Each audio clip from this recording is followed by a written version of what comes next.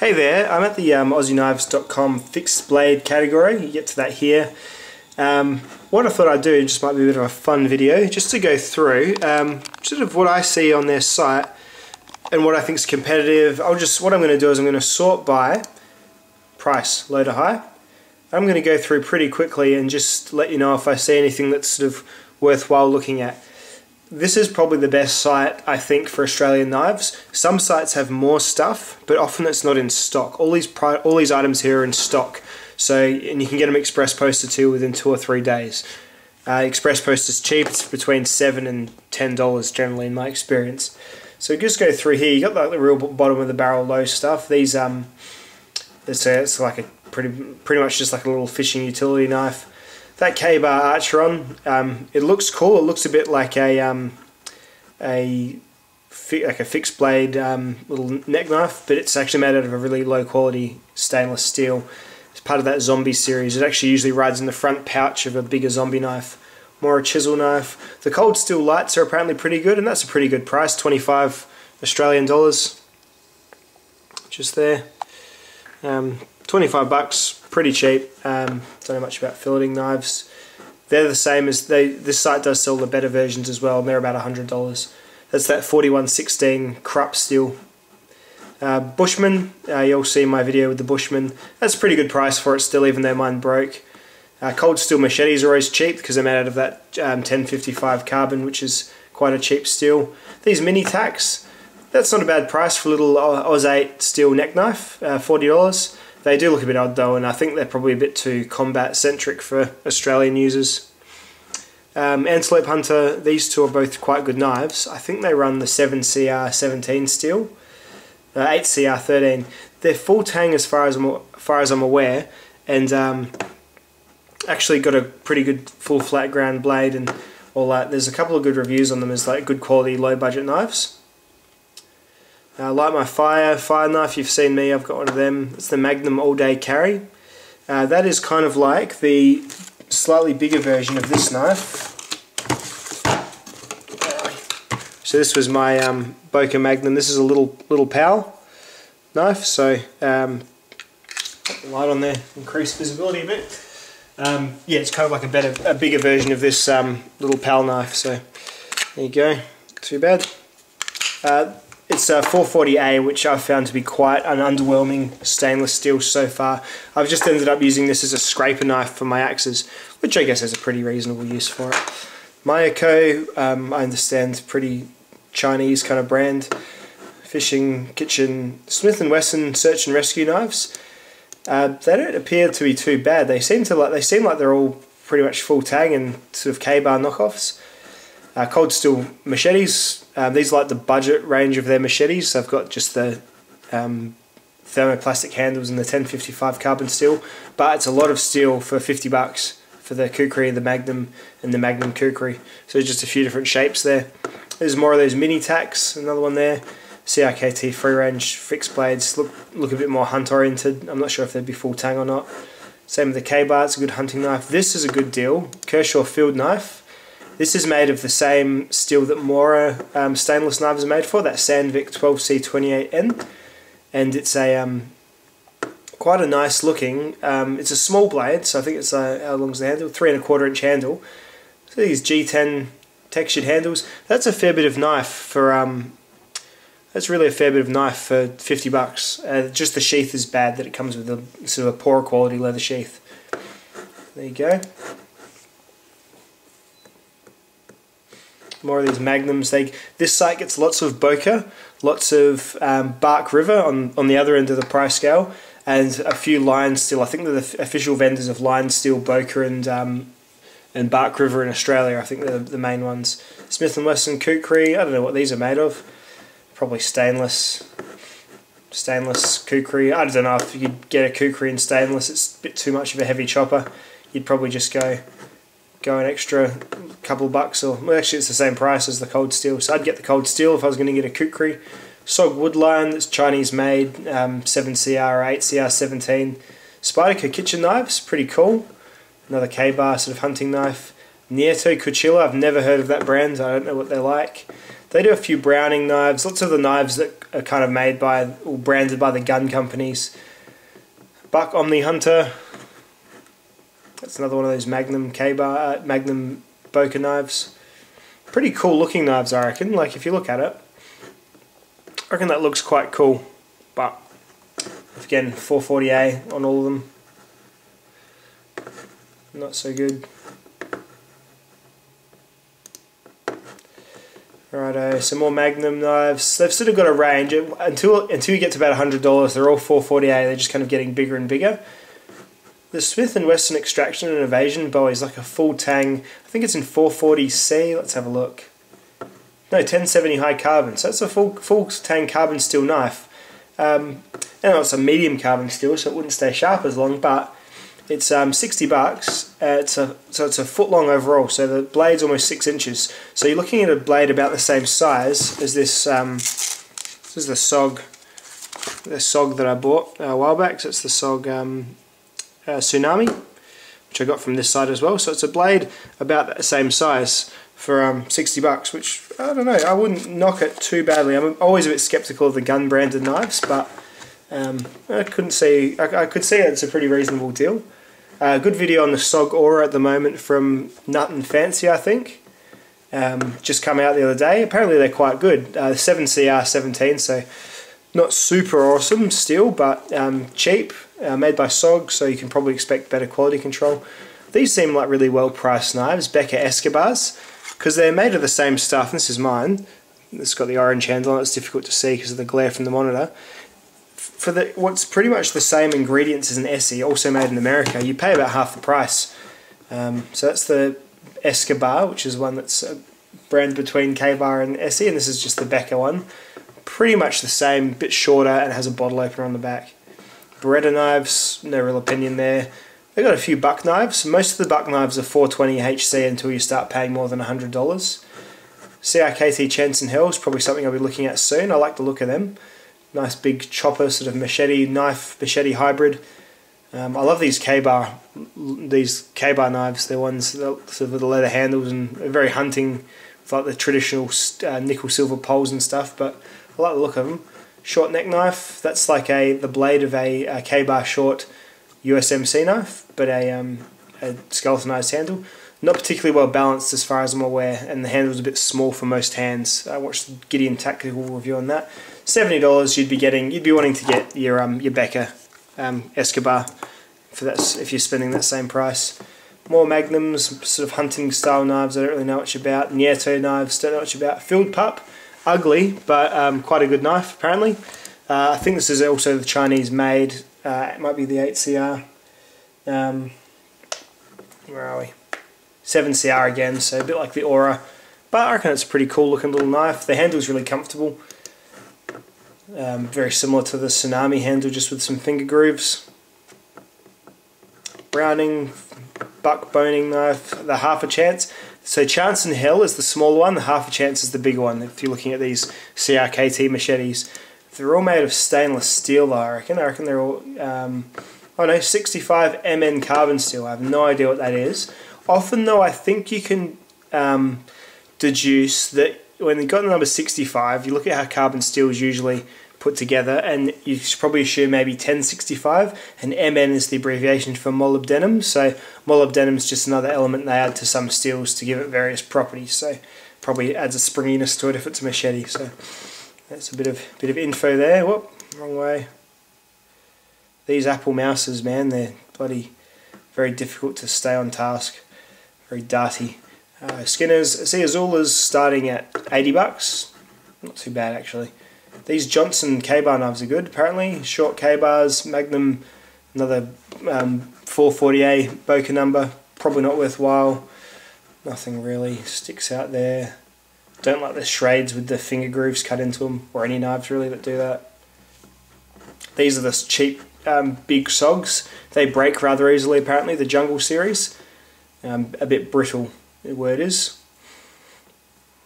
K-Bar, nothing's really jumping out at me there. These Boker Plus bushcraft knives, that looks like a Spyderco bushcraft to me. Almost an identical pattern, just minus a little hole there. 440C, which is probably not an ideal bushcraft knife still. It's a stainless, but yeah, I mean it's okay. 440C is fine. Micarta handles. If you're interested in a proper, authentic, pattern of bushcraft knife, didn't want to spend too much money, that's probably a pretty good bet if you're in Australia. The only other thing I can think of is the new LT Wright, affordable LT Wright Bushcrafter, which is the budget one. I think it's running a 1075 carbon. Lots of Boca. Boca's a company that, they don't really get too much cred in the circles that I seem to follow, but they seem alright. Bucks, lots of Bucks, classic Buck fixed blade there. The Reapers look cool. They're like they're still 440C, but they've sort of got that curved handle on them. Tack tools and things. These Warthogs, funny looking thing. I don't know what you use that for. It's good price for a good brand of machete. That's a $90 1095 steel K-bar machete with a good handle, bit of a goose bill there. K-bar knives, all your short ones. These short ones are okay. They've got the 5-inch blade rather than the 7-inch blade. Just spend an extra $10 or $20 and get the long one. If you're going to get a knife like that, you may as well get the proper one. The Ontario Freedom Fighters pretty much apes the K-bar again. I think that's got the 7-inch blade or the 6-inch blade. Let's have a look. It doesn't say. Pretty sure that's pretty much a dead ringer of the K-bar. Ontario though, knowing them, would probably be a little bit rougher made, probably a bit tougher though, maybe. That's a very broad assumption. Tsunami, good knife. I just showed you that. The Pendleton Hunter. So you see, it is actually quite different looking to the light one. You can see that it just looks a lot more quality, doesn't it? So we zoom in here, just the handle. That blade looks nice, doesn't it? It's a 3V blade. Oh no, VG1. Sorry, VG1's a good steel, good stainless outdoor steel. Very nice. That's a reasonable price, seeing as you pay a Falkniven air final cost you twice that, which is essentially the same steel, just a laminate of it.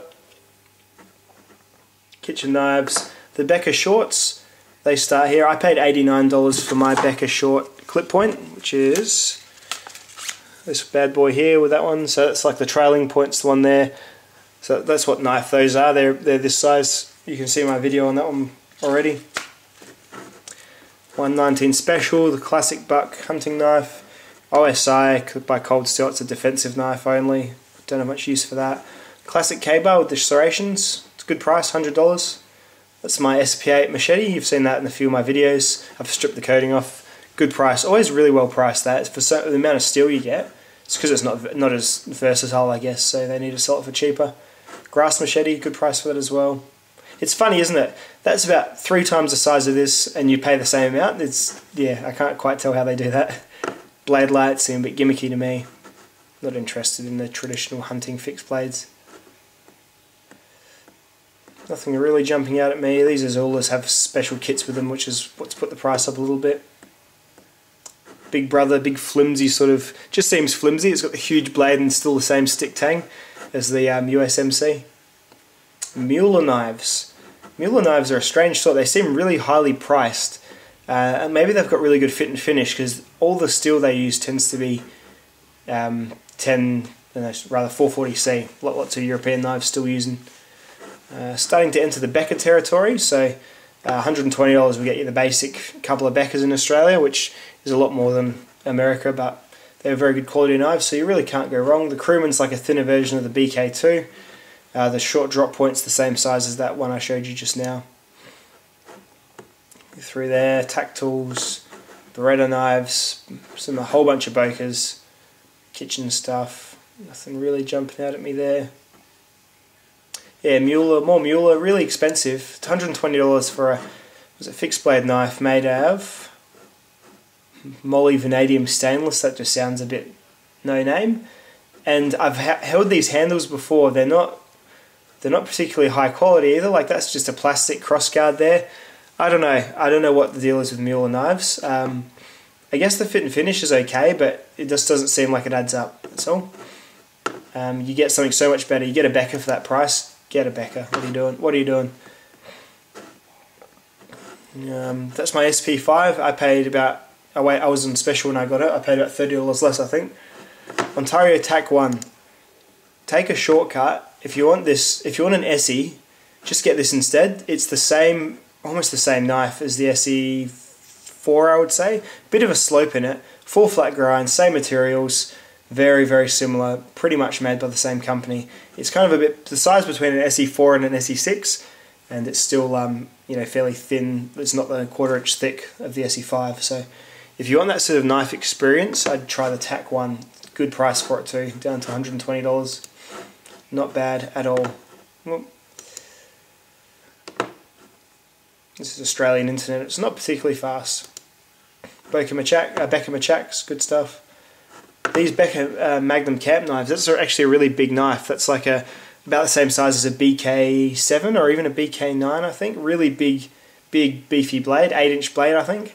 Nice pointy. It's just got a swedge all the way back, so it's a bit weird to baton with. But that's a good price for such a lot of steel. Boca biker knife. I think these are the Bocas that start to get better steels in them. Zombie knives, not interested. Hideous. That one's actually quite good. I watched Israel over on Wheel Juggle Knives. It sounds like it's got the ingredients of a good knife, which I guess if you look at it, it does. It's got like a proper tip shape, versatile at least. Handle's fairly basic. Kind of got the piggyback, the K-bar piggyback style handle. Nice long blade. Made out of reasonable stuff. Made of SK5 stainless, which is what Cold Steel use in their bigger knives. Not too bad, but just the green, I find it hard to get over that, and the general, just the cheesiness of it. But like I'd never get that. Look at that thing with a spike on the end. No good. Ontario Spec Plus, cannot go wrong with Spec Plus. From what I'm aware, the ones with the saber grind are better than the full flats though. That's all. But lots of good steel, either spring steel or 1095. Can't go wrong. That's the TAC one again, serrated. I wouldn't get it serrated unless you're like using it as a rescue knife or something. Lots of wooden handled knives that don't really tickle me. Kitchen knives. Orangutan by K-Bar. That looks cool, doesn't it? Nice long machete. I reckon it'd be made of carbon steel. What are we? It doesn't say. I reckon it's the 1095, I think, the Orangutan. It's those Johnson Adventure series, good knives. Essie Azula's getting just expensive because they've got handles and stuff. Lots of kitchen. Puma knives, don't know anything about. Maybe I'll try one day. Even more expensive Azula, probably because it has a handle and a kit. Lion Steel Hunter, that is a cool looking knife. This is on my to-do list. It's full tang, it's D2, lovely big broad blade there. I'm really keen on getting a Lion Steel fixed blade. I've got an Opera, which I've got on the way, which is a D2, but that's coming from America, so God knows how long that'll take, or if it will even get here. This site actually sells them, but I didn't realise that until I'd ordered it already, so I was really pissed off at that. I did get it at a fairly cheap, fairly good rate though, but there you go. So that's a cool looking knife. 150 bucks, pricey, but I reckon the fit and finish would probably be industry leading. That is a cool version of it's a bit like that same zombie knife, very similar, made by Ontario. If you want something with a bit of a funky blade shape, but well made, micarta 1095, maybe spring steel being the Ranger series, we'll see. 1095, no, I was wrong. That's a cool looking knife there. Still in the reasonably good buys, $150. These ones I don't get. I would never spend 150 bucks on these Ford knives. I don't know what they do that's so special. This is where you get to the Bocas with the without the plus on them. So Bocas with original brand, German made, all go quite well price wise. Master Hunter, bit of a competitor to the Falconer and F1. I understand, similar sort of handle and blade shape, not convex ground though. Master Hunter with a hook, no thank you. No, big hideous. Oh, look at that, that's gross. Very expensive for that Spec Plus Gen 2, I think it's the SP53. I reckon this site will perhaps run it cheaper one day. They had the Marine Raider here, which is about the same price, just has the cross guard, a bit less of a belly. They had that for $89 for a while, which was crazy cheap. Spyderco enough. No, nothing's really jumping out at me. SE3s, geez, you just can't, they are so expensive everywhere. For what they are, as I was saying that TAC one before, about 2 inches longer blade and just, $50 cheaper, just bizarre. I mean, I'm sure they're lovely, but don't get that at all. Falconer and Colt, strange looking knife, isn't it? It's like a sort of, just the the shape you trace around that, it's almost like it's mirrored or something. Tops knives, very expensive knives, generally just $10.95. This Vox rolled, I'm interested in that. It's D2, so like semi-stainless, looks a bit like an SE6 kind of size. Cheaper than you'll ever pay for an SE6. SE6s are probably about 10 pages on, still very expensive. RTAC 2, that is such a good buy. Look how big, that's a huge knife. That's like a 11-inch blade or a 9-inch blade, or monstrous blade. 10 and a quarter inch blade. This is the partially serrated version. $10.95 steel, $180. You'll pay an extra $120 for a SE Hunglas, when it really, apparently, apart from just a little bit of fit and finish on the handles, very much the same knife. So I don't know, food for thought there, fellas. I think these sorts of Puma knives you start paying because they've got bone handles and things like that, which don't really tickle me much. Excess knives is one of those sort of premium, probably Italian knife brands. Ontario M9 bayonets throw me a bit. I think you get a lot of stuff with them, but I think they're just 440 or 420 steel. I don't know. I guess they're probably that whole indestructible, or perhaps just is army-ish. I don't know. Army-ish type knife. That's the Vox rolled in black. Not too bad. SE6s. So $200. That's actually down a bit than what I last saw it, I think. That's not a bad price for an SE6. I'd probably want one without the swedge along the back, but not too bad. Again, the BK, the Beckers from earlier will probably do just as well. Even some Ontario knives, the Rats and the stuff, as the SEs, though, really is kind of just starting to pay for the brand a bit. SOG, high-end SOGs, apparently got amazing fit and finish, but still just Oz 8 steel. I wouldn't pay $200 for it, but they look cool. I've got to say, they look cool, which I guess is half the battle sometimes. Nothing really. Geez, that's a lot for a chef's knife. SE6 again. Boken knives. Kiku by SOG. Japanese sort of inspired. Pretty much a fighting knife by the looks. SOG Trident. Sort of SOG's version of the K-bar by the looks. Steel Eagle. All these are kind of just getting unrealistic to me. I don't know, like something could have to really jump out at me for me to drop this much money from here on in on like just a standard fixed blade knife. These SEs though, combat fixed blade, strange, $240 for $10.95, not even particularly large. I mean, it's SE's pricing, so they're doing it themselves. This isn't the knife site. The knife site would be getting them for a little bit cheaper and selling them on. US combat knife, I reckon this is by that Fancy Pants company. I've seen a review of this. Oh, it's Tops. Okay. By Lacey Sabo. So it's kind of like a designer version of it. I reckon Wheel Juggle Knives might have had maybe a similar type, if not this actual one, across his desk. I think they're amazing looking knives, but that's just so expensive for a K-bar. Like, really, for what you're going to use it for. This is the difference, I guess, between a proper collector and someone like me who still actually uses them. Like, I think I'd have trouble if I bought this SOG Creed in Oz 8 and it had come beautiful, shiny, amazing looking. I'd have trouble sticking it into wood if I paid $250 for it. Bark River maybe. Bark River I think you'd get and you'd cherish, but you'd also use it. I don't really know how Bark River knives work. Some seem to be for hunting and some seem to be for bushcraft. You'd need to do a bit of work. So this Drop Point Hunter looks to me like it'd be just a good outdoors knife, but you're not sure if it's full tang. You need to do a little bit of work on it. Warcraft Tanto, pretty cartoonish kind of blade. Black Creed, Natchez Bowies. These are all like just the highest end of each company's. SE5, $280. That's a lot. Nothing really. The Tom Brown Tracker, $300. Yikes. That's a strange looking swordy sort of thing, isn't it? Look at that. There's a big fat stock down there, kind of cleaverish or something. SE Hunglas, $300. Get the RTAC too, for goodness sake.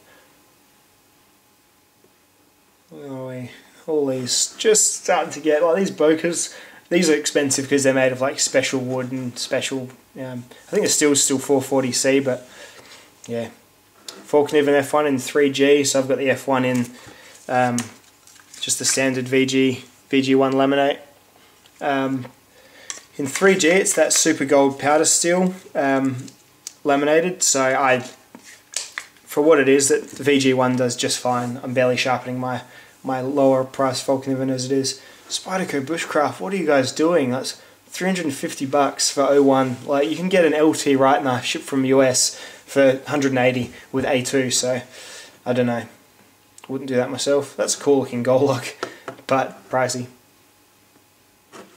Come and browse the site yourself if you want to start looking at these really high-end knives. Yeah, I don't get it myself. These are like proper knife sets, which is fair enough. Extrema knives, they're like really fancy, highbrow Italian tactical knife company.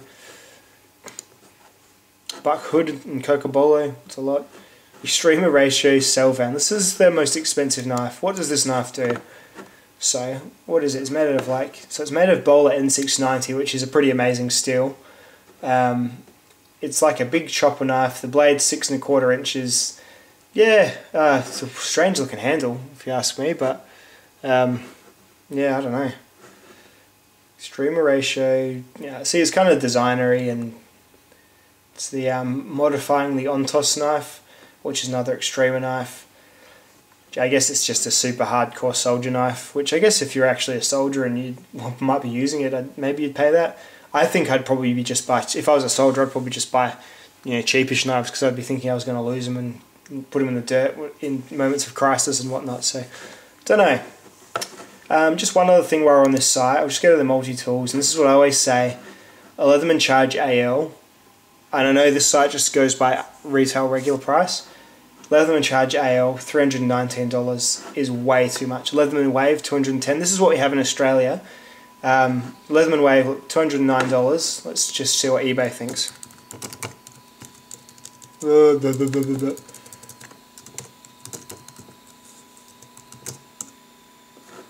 Right.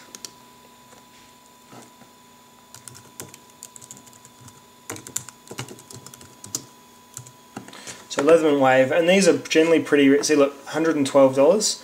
I don't know how what these sites do differently, but they are all, especially like lots of the ones I've used for a few things. So who's this?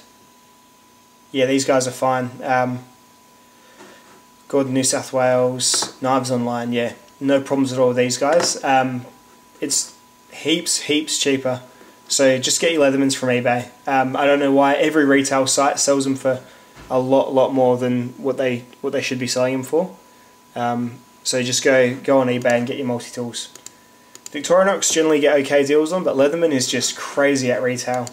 You need I guess these guys buy like vast amounts of them or whatever they need to do. But yeah, you shouldn't be paying $300 for any Leatherman. Even the Charge TTI, you'll pay maybe $220 on eBay. So, and that's like the highest premium Leatherman. So there's that as well. This site has a good selection of folding knives for an Australian site. Lots of Bokers, lots of Bucks. But when you go to the Spydercos, which are you start to get your one-hand openers, which are so vague on why they're allowed here, and no one knows. It's just stupid. They custom say they won't let one-handed knives in, but Spydercos, they must see the circle as a nail nick or something. No idea. But as you can see, these are all in Australia, and they seems to have no problem getting them in. So they still have some slip joints, but most of these are just your standard locking knives. Most of them are lockbacks, which might be a preference of customs. Maybe customs just prefer lockback knives. I don't know. Lots of Spydercos and good prices, like $110 for a Delica is good, like good in Australia. I know my American viewers might snuff at that because 110 Australian is probably about 80 American dollars. So yeah, that sucks. I know it sucks to be here for those reasons. For knives it sucks, but yeah, that's a good price. You're not going to get much cheaper ordering from US because you'll pay as much in postage. Anyway, I just thought I'd do that. I thought that might be fun. Just other knife sites, cutting edge knives, like check these guys out. So cuttingedgeknives.com.au. These guys have a phenomenal range. When you write it in right, I've got a phenomenal range of knives. So go on Safari, find that server. These guys, these are all the brands that you can choose from. And you'll be like, wow, Benchmade in Australia, that's really hard to find. So you'll click on Benchmade,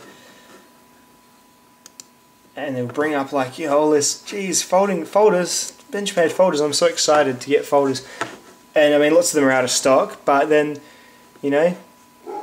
Axis flippers, 230. I mean, they'll say they're out of stock, but yeah, theoretically he could get them in for you. I don't know. It's a Damas, like that's a big, solid Benchmade knife.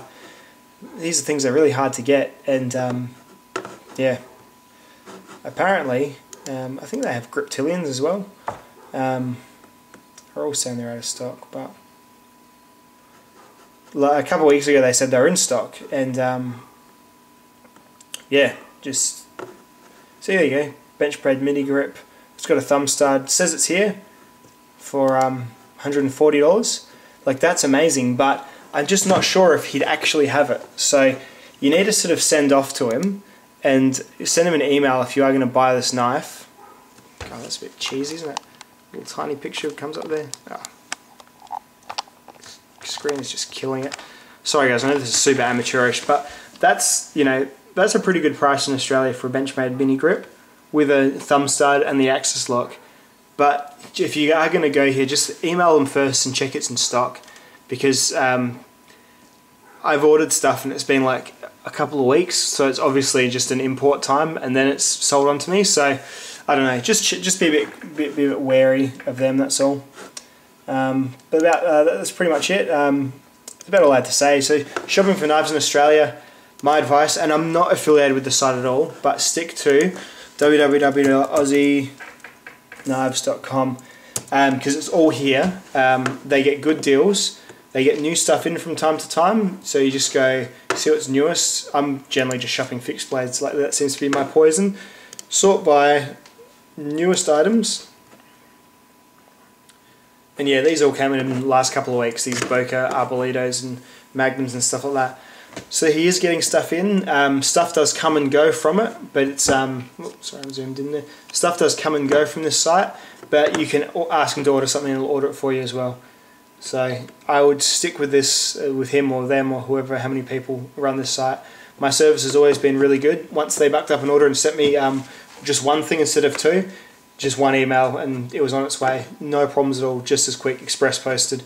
So it's rare, because there's so many shill sites out there at the moment, that yeah, this one is pretty good. So I hope that's of some help to you. If you want to ask me about if a knife's good or not, you can. I don't own every knife and I haven't handled every knife, but I have handled lots by this point. So just shoot me a comment and I'm happy to talk. I love talking knives. If people get really suckered in by me, I get really suckered in by people. Just if you want to distract me for an hour, just get me started on a conversation about knives, axes, gear, torches, blah blah blah. Good stuff. Okay, so sorry it was a long one. It's a rambling one, so I understand if you didn't make it all the way to the end, but if you did, good on you. You are in the top 5% of my subscribers, I'm sure. See you dudes.